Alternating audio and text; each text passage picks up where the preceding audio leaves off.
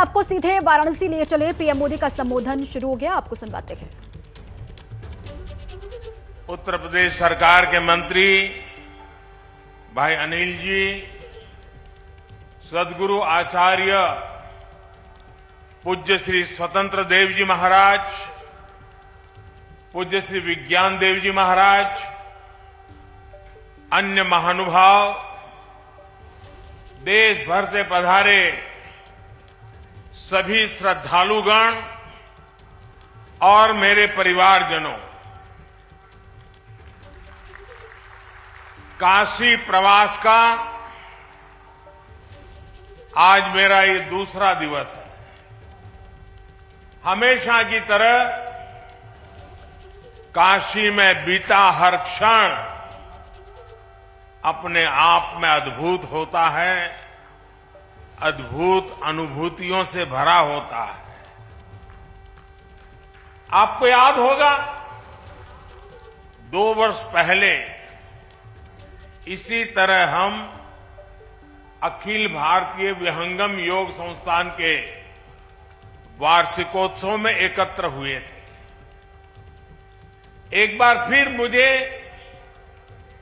विहंगम योग संत समाज के शताब्दी समारोह के ऐतिहासिक कार्यक्रम में आने का अवसर मिला है। विहंगम योग साधना की ये यात्रा 100 वर्षों की अपनी अविस्मरणीय यात्रा पूरी की है। महर्षि सदाफल देव जी ने पिछली सदी में ज्ञान और योग की दिव्य ज्योति प्रज्वलित की थी। इन 100 वर्षों की यात्रा में इस दिव्य ज्योति ने देश दुनिया के लाखों करोड़ों लोगों के जीवन को परिवर्तित किया है। इस पुण्य अवसर पर यहां 25,000 कुंडीय स्वरवेद ज्ञान महायज्ञ का आयोजन भी हो रहा है। मुझे खुशी है, मुझे विश्वास है, इस महायज्ञ की हर एक आहुति से विकसित भारत का संकल्प और सशक्त होगा। मैं इस अवसर पर महर्षि सदाफल देव जी को श्रद्धापूर्वक नमन करते हुए उनके प्रति मेरे हृदयस्थ भावों को पूर्ण श्रद्धा के साथ समर्पित करता हूं।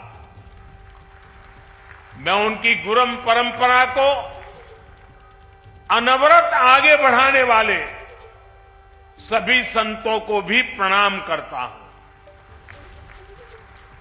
मेरे परिवारजनों, आप संतों के सानिध्य में काशी के लोगों ने मिलकर विकास और नवनिर्माण के कितने ही नए कीर्तिमान गढ़े हैं। सरकार, समाज और संतगण सब साथ मिलकर काशी के कायाकल्प के लिए कार्य कर रहे हैं। आज स्वरवेद मंदिर बनकर तैयार होना इसी ईश्वरीय प्रेरणा का उदाहरण है। ये महामंदिर महर्षि सदाफल देव जी की शिक्षाओं का, उनके उपदेशों का प्रतीक है। इस मंदिर की दिव्यता जितना आकर्षित करती है, इसकी भव्यता हमें उतना ही अचंभित भी करती है। इसलिए मंदिर का भ्रमण करते हुए मैं खुद भी मंत्र मुग्ध हो गया था। स्वरवेद मंदिर भारत के सामाजिक और आध्यात्मिक सामर्थ्य का एक आधुनिक प्रतीक है। मैं देख रहा था इसकी दीवारों पर स्वरवेद को बड़ी सुंदरता के साथ अंकित भी किया गया है। वेद, उपनिषद, रामायण, गीता और महाभारत आदि ग्रंथों के दिव्य संदेश भी इसमें चित्रों के जरिए उकेरे गए हैं। इसलिए ये मंदिर एक तरह से अध्यात्म, इतिहास और संस्कृति का जीवंत उदाहरण है। यहां हजारों साधक एक साथ विहंगम योग की साधना कर सकते हैं। इसलिए ये महामंदिर एक योग तीर्थ भी है और साथ साथ ये ज्ञान तीर्थ भी है। मैं इस अद्भुत आध्यात्मिक निर्माण के लिए सर्ववेद महामंदिर ट्रस्ट को और लाखों लाखों अनुयायियों को बधाई देता हूं। विशेष रूप से मैं पूज्य स्वामी जी स्वतंत्र देव जी और पूज्य श्री विज्ञान देव जी का विशेष रूप से अभिनंदन करता हूं, जिन्होंने इस अनुष्ठान को पूरा किया। मेरे परिवारजनों, भारत एक ऐसा राष्ट्र है जो सदियों तक विश्व के लिए आर्थिक समृद्धि और भौतिक विकास का उदाहरण रहा है। हमने प्रगति के प्रतिमान गढ़े हैं, समृद्धि के सोपान तय किए हैं। भारत ने कभी भौतिक उन्नति को भौगोलिक विस्तार और शोषण का माध्यम नहीं बनने दिया। भौतिक प्रगति के लिए भी हमने आध्यात्मिक और मानवीय प्रतीकों की रचना की। हमने काशी जैसे जीवंत सांस्कृतिक केंद्रों का आशीर्वाद लिया। हमने कोणार्क जैसे मंदिर बनाए। हमने सारनाथ और गया में प्रेरणादायी स्तूपों का निर्माण किया। हमारे यहां नालंदा और तक्षशिला जैसे विश्वविद्यालयों की स्थापना की गई। इसलिए भारत की इन आध्यात्मिक संरचनाओं के इर्द गिर्द ही हमारी शिल्प और कला ने अकल्पनीय ऊंचाइयों को छुआ। यहां से ज्ञान और अनुसंधान के नए मार्ग खुले। उद्यमों और उद्योगों से जुड़ी असीम संभावनाओं का जन्म हुआ। आस्था के साथ साथ योग जैसे विज्ञान फले फूले और यहीं से पूरे विश्व के लिए मानवीय मूल्यों की अविरल धाराएं भी बही। भाइयों और बहनों, गुलामी के कालखंड में जिन अत्याचारियों ने भारत को कमजोर करने का प्रयास किया, उन्होंने सबसे पहले हमारे प्रतीकों को ही निशाना बनाया था। आजादी के बाद इन सांस्कृतिक प्रतीकों का पुनर्निर्माण आवश्यक था। अगर हम अपनी सांस्कृतिक पहचान को सम्मान देते तो देश के भीतर एकजुटता और आत्मसम्मान का भाव मजबूत होता। लेकिन दुर्भाग्य से ऐसा हुआ नहीं। आजादी के बाद सोमनाथ मंदिर के पुनर्निर्माण तक का विरोध किया गया था और ये सोच दशकों तक देश पर हावी रही। इसका नतीजा ये हुआ कि देश हीन भावना के गर्त में चला गया, अपनी विरासत पर गर्व करना भूल गया। लेकिन भाई और बहनों, आजादी के 7 दशक बाद आज समय का चक्र एक बार फिर घुमा है।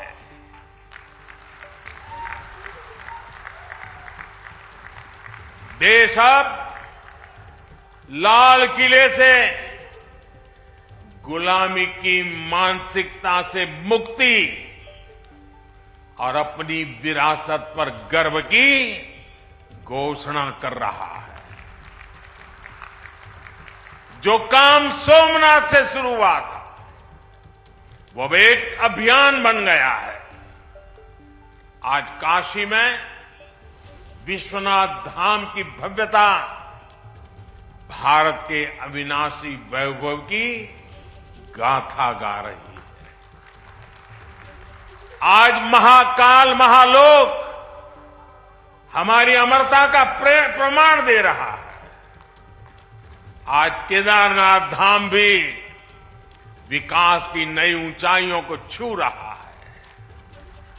बुद्ध सर्किट का विकास करके भारत एक बार फिर दुनिया को बुद्ध की तपोभूमि पर आमंत्रित कर रहा है। देश में राम सर्किट के विकास के लिए भी तेजी से काम हो रहा है और अगले कुछ सप्ताह में अयोध्या में राम मंदिर का निर्माण भी पूरा होने जा रहा है।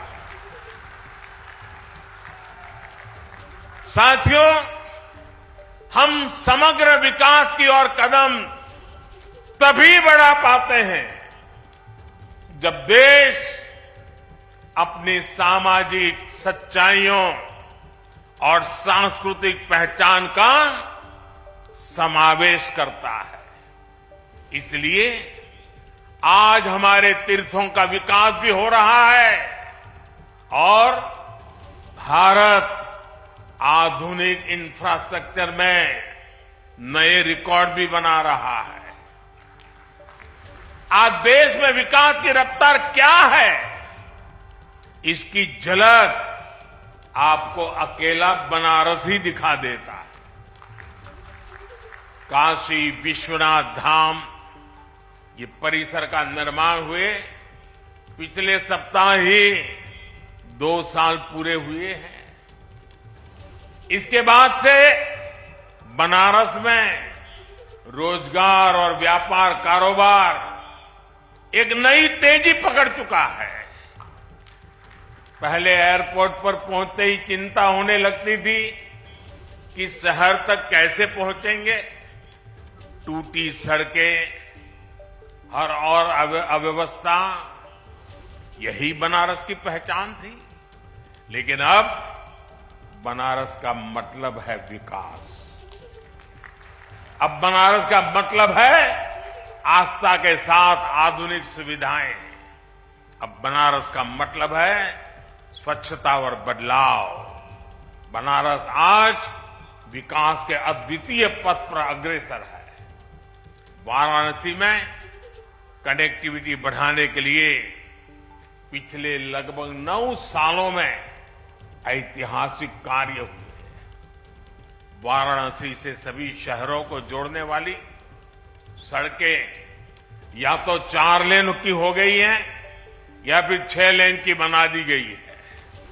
पूरी तरह नई रिंग रोड भी बनाई गई है। वाराणसी में नई सड़कों का जाल बिछाया जा रहा है। पुराने के साथ ही नए क्षेत्रों को भी विकसित किया जा रहा है। बनारस में रेलवे स्टेशनों का विकास हो, बनारस से नई नई ट्रेनों की शुरुआत हो, डेडिकेटेड फ्रेट कॉरिडोर का काम हो, एयरपोर्ट पर सुविधाओं का विस्तार हो, गंगा जी पर घाटों का पुनर्निर्माण हो, गंगा में क्रूज चलाना हो, बनारस में आधुनिक अस्पतालों का निर्माण हो, नई और आधुनिक डेयरी की स्थापना हो, गंगा किनारे किसानों को प्राकृतिक खेती के लिए मदद हो। हमारी सरकार यहां के विकास में कोई कोर कसर बाकी नहीं छोड़ रही। बनारस के युवाओं के कौशल विकास के लिए यहां ट्रेनिंग संस्थान भी खोले गए। सांसद रोजगार मेले के माध्यम से भी हजारों युवाओं को रोजगार मिला है। भाइयों और बहनों, इस आधुनिक विकास का जिक्र मैं यहां इसलिए कर रहा हूं क्योंकि हमारी आध्यात्मिक यात्राओं में सबसे बड़ी परेशानी इंफ्रास्ट्रक्चर के अभाव की भी होती है। जैसे कि बनारस आने वाले यात्री शहर से बाहर बने ईश्वर मंदिर में जरूर जाना चाहेंगे, लेकिन अगर उनके लिए आज जैसी सड़कें न होती तो चाहकर भी अपनी इच्छा पूरी नहीं कर सकते थे। लेकिन अब स्वर्वेद मंदिर बनारस आने वाले श्रद्धालुओं के लिए एक प्रमुख स्थान बनकर उभरेगा। इससे आसपास के सभी गांवों में व्यवसाय और रोजगार के अवसर बनेंगे, लोगों की उन्नति के रास्ते खुलेंगे। मेरे परिवारजनों, विहंगम योग संस्थान जितने हमारे आत्मिक कल्याण के लिए समर्पित है, उतना ही समाज की सेवा के लिए भी सक्रिय रहा। यही सदाफल देव जी जैसे महर्षि की परंपरा भी है। सदाफल देव जी योगनिष्ठ संत होने के साथ ही आजादी की लड़ाई लड़ने वाले स्वतंत्रता संग्राम सेनानी भी थे। आज आजादी के अमृतकाल में उनके संकल्पों को आगे बढ़ाना उनके हर एक अनुयायी का दायित्व है। मैं पिछली बार जब आपके बीच आया था तो मैंने देश की कुछ अपेक्षाएं भी आपके सामने रखी थी। आज एक बार फिर मैं आपके सामने 9 संकल्प रख रहा हूं, 9 आग्रह रख रहा हूं। और अभी मुझे विज्ञान देव जी ने याद भी करवाया कि मैंने पिछली बार क्या कहा था। मेरा पहला आग्रह है, पानी की बूंद बूंद बचाइए और जल संरक्षण के लिए ज्यादा से ज्यादा लोगों को जागरूक करिए। दूसरा, गांव-गांव जाकर लोगों को डिजिटल लेन देन के प्रति जागरूक करिए, ऑनलाइन पेमेंट सिखाइए। तीसरा, अपने गांव, अपने मोहल्ले, अपने शहर को स्वच्छता में नंबर 1 बनाने के लिए काम करिए। चौथा, जितना हो सके आप लोकल को, स्थानीय प्रोडक्ट को प्रमोट कीजिए, मेड इन इंडिया प्रोडक्ट्स का ही इस्तेमाल करिए। पांचवा, जितना हो सके पहले अपने देश को देखिए, अपने देश में घूमिए, और अगर दूसरे देश जाना हो तो जब तक पूरा देश नहीं देख लेते, विदेशों में जाने का मन नहीं करना चाहिए। और मैं आजकल तो ये बड़े बड़े धन्ना सेठों को भी कहता रहता हूं कि विदेशों में जाकर के शादी क्यों कर रहे हो भाई?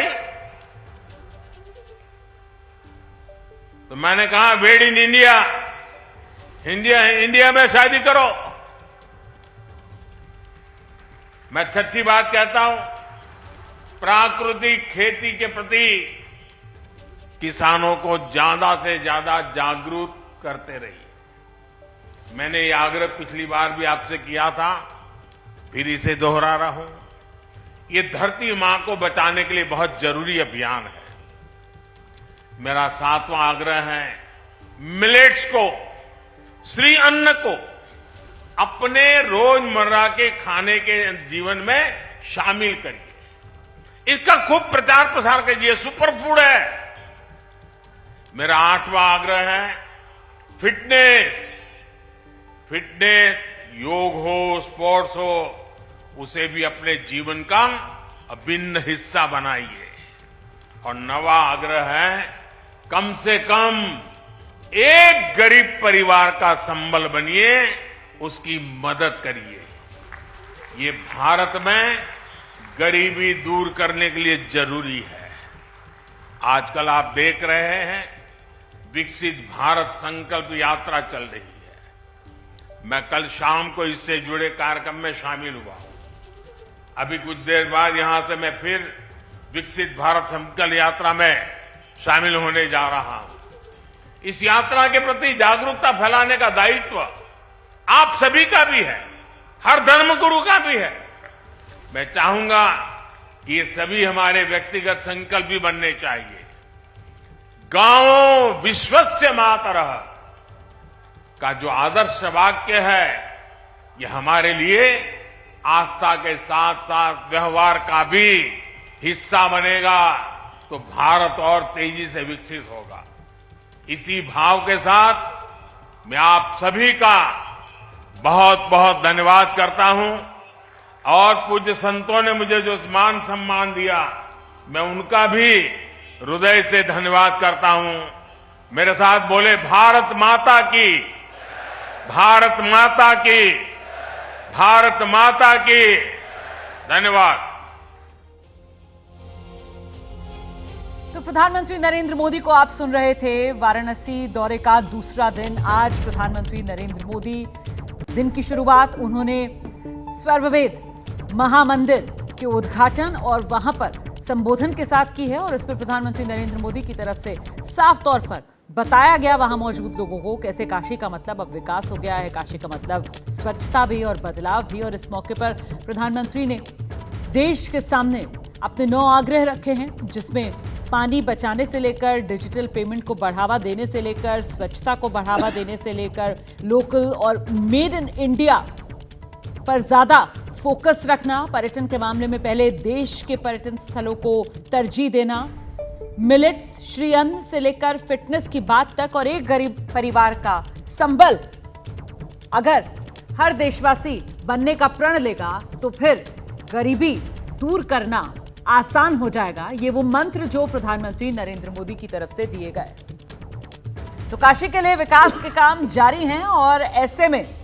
प्रधानमंत्री नरेंद्र मोदी आज काशी नगरी को 19,150 करोड़ की परियोजनाओं की सौगात भी देने वाले हैं। प्रधानमंत्री नरेंद्र मोदी की काशी यात्रा को लेकर कवरेज लगातार जारी रहेगी और इस बीच अब देश का पॉलिटिकल शो समय 12 से 2 और खास पैमानों का पैनल स्टूडियो में जो हमारे साथ मौजूद है। आप देख रहे हैं हमारे साथ मौजूद है रामकृपाल सिंह जी, वरिष्ठ पत्रकार विनोद अग्निहोत्री जी, अभय दुबे जी और प्रोफेसर चंद्रचूड़ सिंह, राजनीतिक विश्लेषक, आज के शो में हमारे साथ मौजूद है। बहुत स्वागत आप सभी का। शुरुआत प्रधानमंत्री नरेंद्र मोदी की वाराणसी दौरे की खबर से ही करते हैं। दूसरे दिन पीएम मोदी ने अब से कुछ देर पहले उमराह में जो नवनिर्मित स्वर्ववेद महामंदिर है उसका लोकार्पण किया और ये 7 मंजिला मंदिर है, 180 फीट ऊंचा है, 20 साल में बनकर ये तैयार हुआ है। 2004 से बनना शुरू हुआ था।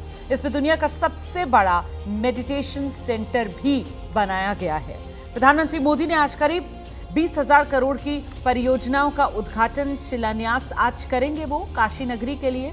और 2 दिन में अपने संसदीय क्षेत्र वाराणसी में पीएम मोदी ने ये सौगातों की झड़ी लगा दी है। इसी वजह से काशी इस वक्त मोदीमय नजर आ रही है। स्वर्ववेद मंदिर भारत के सामाजिक और आध्यात्मिक सामर्थ्य का एक आधुनिक प्रतीक है। मैं देख रहा था इसकी दीवारों पर स्वर्ववेद को बड़ी सुंदरता के साथ अंकित भी किया गया है।